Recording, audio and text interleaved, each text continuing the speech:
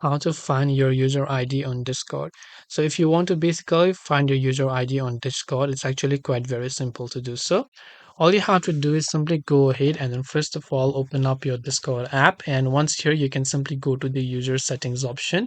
And once you go to the user settings option, this is the kind of interface that you will see.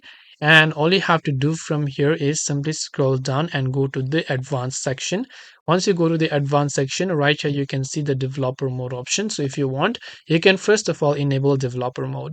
Now once you enable developer mode, simply from the bottom left you can see your profile name. Whenever you hover your mouse over it, you'll find a user ID. You can also go here and you can copy right here. This username right here is basically a user ID. You can also click on copy user ID option right here, and next time whenever someone visits your profile or that link, they'll be able to come to your profile by selecting this option.